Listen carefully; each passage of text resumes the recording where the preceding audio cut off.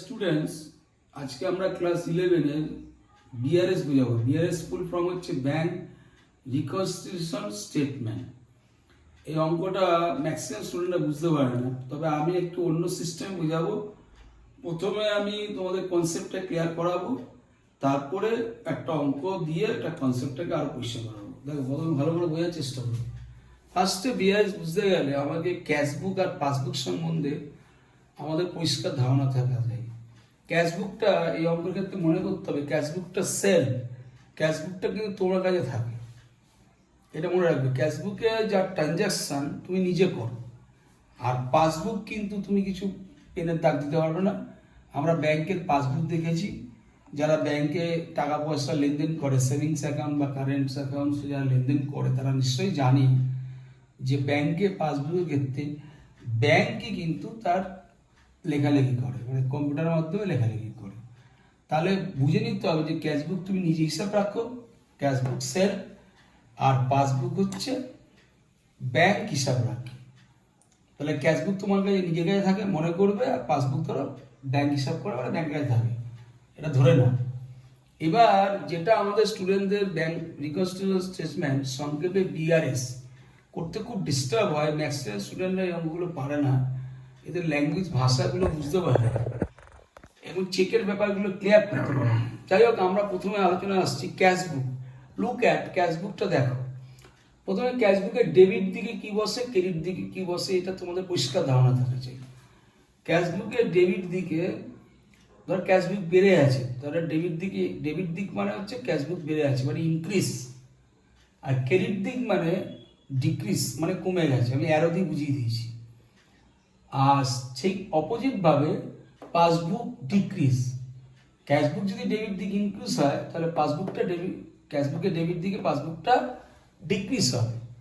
তেমনি 2 নম্বরে পাসবুকটা কিন্তু ইনক্রিজ হবে। অর্থাৎ এখানে ইনক্রিজ হলে ক্যাশবুকে যদি ডেবিট দিকে ইনক্রিজ হয়, তাহলে পাসবুকে ডিক্রিজ হবে। আবার ক্যাশবুকে যদি ডিক্রিজ হয় ক্রেডিট দিকে, তাহলে পাসবুকে ইনক্রিজ হবে।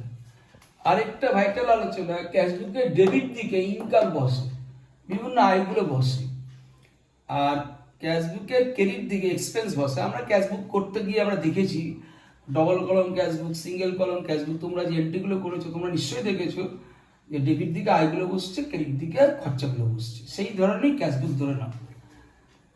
তাহলে ইনকাম আর আয় এটা বুঝতে পারলে, ইনকাম আর এক্সপেন্সটা বুঝেছে 3 নম্বর এন্ট্রি।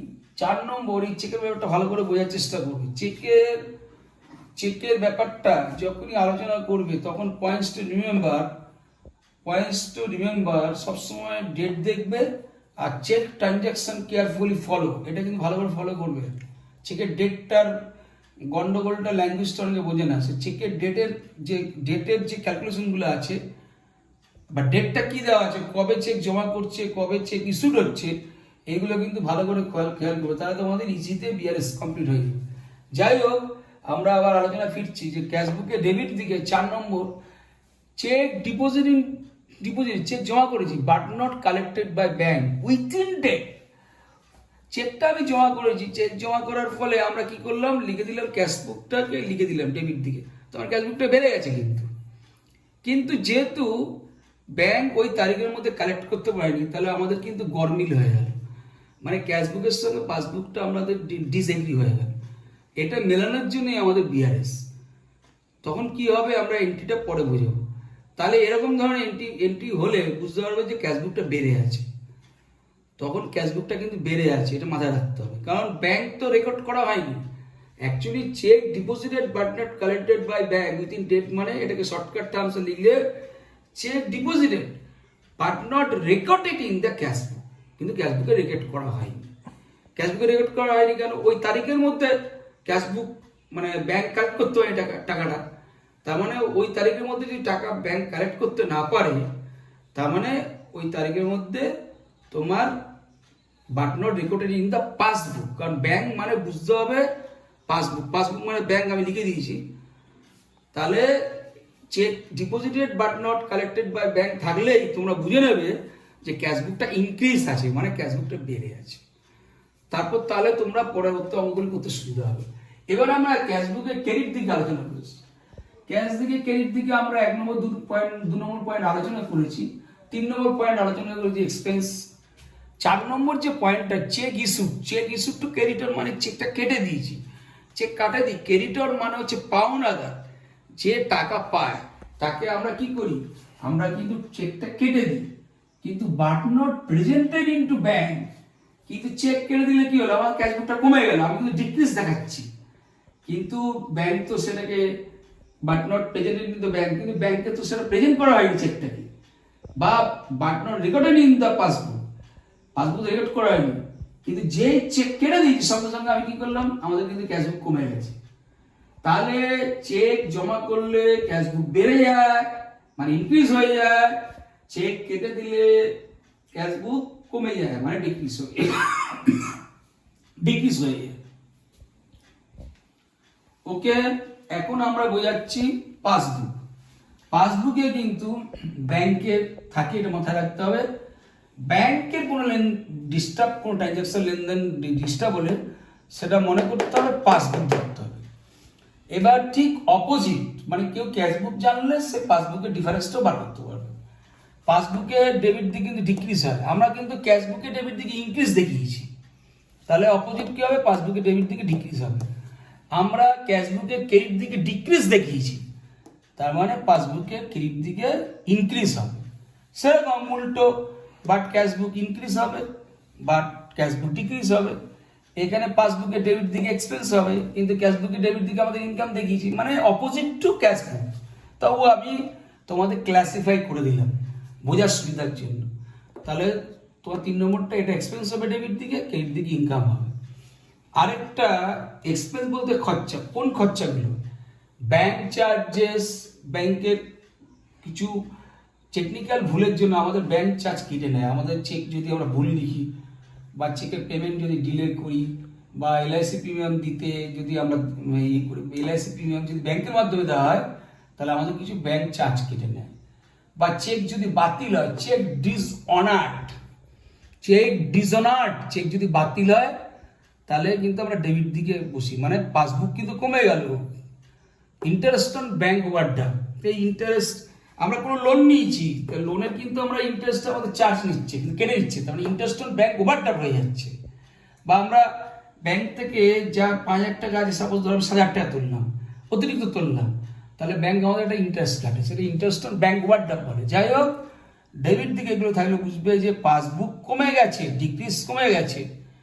এরপরে আমরা, বা এটাকে আবার লেখা থাকে debited in the passbook as bank charge, bank চার্জও লেখা থাকতে পারে, বা ডেবিটেড ইন দ্য পাসবুক মানে তো ডেবিটেড ইন দ্য পাসবুক মানে তো পাসবুক কমে আছে, মানে ডিক্রিজ হয়ে গেছে। এবার আমরা ক্রেডিট দিক বোঝাচ্ছি। তাহলে ক্রেডিট দিকে 4 নম্বর পয়েন্টটা, credit in the passbook. Credit in the passbook থাকা মানে কি, পাসবুকটা ইনক্রিজ আছে, মানে বেড়ে গেছে, আরো দেখিয়ে দিচ্ছি। ইন্টারেস্ট পেতে পারি আমরা, কারণ ইনকাম মানে ইন্টারেস্ট। তো ডিভিডেন্ড, লভ্যাংশ পেতে পারি।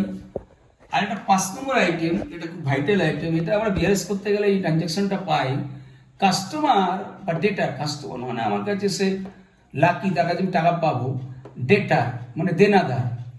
ডিপোজিট ইনটু ব্যাংক, ব্যাংকে জমা করেছি, but not record in the cashbook. কোনো কাস্টমার আমাকে না জানিয়ে আমার অ্যাকাউন্টে সে টাকাটা ব্যাংকে জমা করেছি, আমি তো জানি না। তাহলে কি হচ্ছে, তোমার পাসবুকটা বেড়ে গেছে, কিন্তু ক্যাশবুকে রেকর্ড করা হয়নি, but not record in the cashbook. তাহলে আমরা এখন আলোচনার বিষয়বস্তু হচ্ছে, আমরা ক্যাশবুক পাসবুকের ডেবিট ক্রেডিট কি ডিফারেন্স আছে আমরা ক্লিয়ার করলাম। এবার শর্টকাট টিপস হচ্ছে, আমাদের এটা করতে হবে। রুলের কিন্তু 4 টাইপস আছে। অ্যাকচুয়ালি অঙ্কটা বিআরএস যখন করি, আমরা bank balance as per cashbook দিয়ে স্টার্ট করি। কোনো অঙ্ক আমরা bank balance as per passbook দিয়ে স্টার্ট করি, তাহলে 1 নম্বর, 2 নম্বর। 3 নম্বর আমরা কি করি, bank balance as per cashbook overdraft দিয়ে শুরু করি, তাহলে এটা 3 নম্বর। Bank balance as per passbook overdraft দিয়ে শুরু করি, এটা 4 নম্বর।